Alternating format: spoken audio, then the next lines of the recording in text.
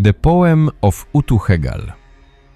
Enlil, king of all lands, entrusted Utu-Hegal, the mighty man, king of Unuk, king of the four corners of the world, the king whose word cannot be revoked, to erase the name of Gutium, the serpent of the mountains, fanged and fierce, who acted with violence against the gods, who carried off the kingship of Sumer into foreign lands, who filled the land with evil, who took wives from husbands and children from parents, who made violence the law of the land.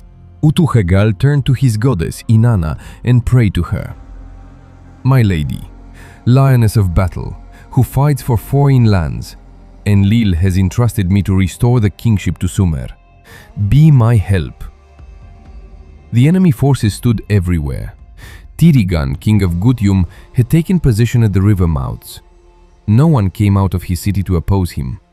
He had already seized both banks of the Tigris.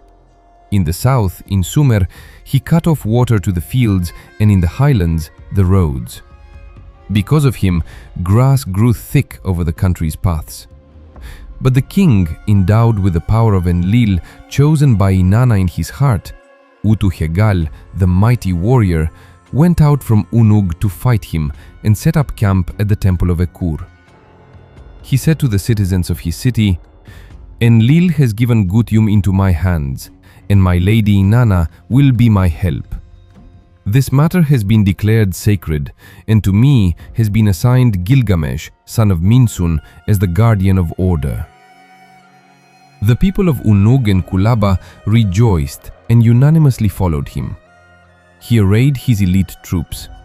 Leaving the temple of Ekur, on the fourth day, he halted in Nagsu by the Surungal Canal. On the fifth day, at the sanctuary in Ilitape. He captured Urninazu and Nabi Enlil, the generals of Tirigan, that were sent to Sumer as envoys, and he put them in chains. Leaving Ilitape, on the sixth day, he set up camp in Karkar. He turned to Ekur and prayed, "O Ekur, Enlil has supplied me with weapons. Be my help." In the middle of the night, he set out and went to Adab, and there addressed the rising Utu. "O Utu, Enlil has given Gutium into my hands. Be my help." He laid an ambush behind the troops of Gutium. Utu-Hegal, the mighty warrior, defeated their generals. Then Tirigan, king of Gutium, fled alone, on foot.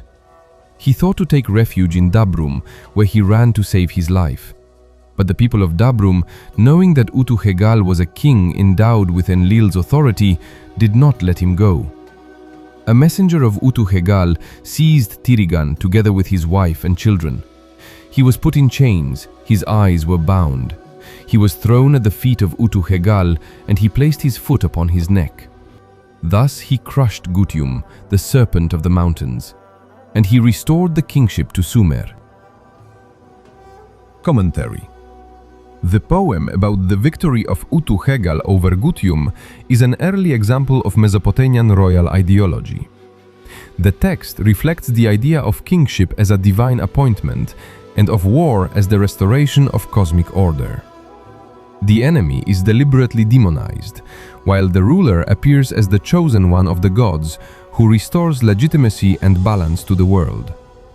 The text was discovered in the ruins of Uruk during excavations at the end of the 19th and the beginning of the 20th century by German expeditions.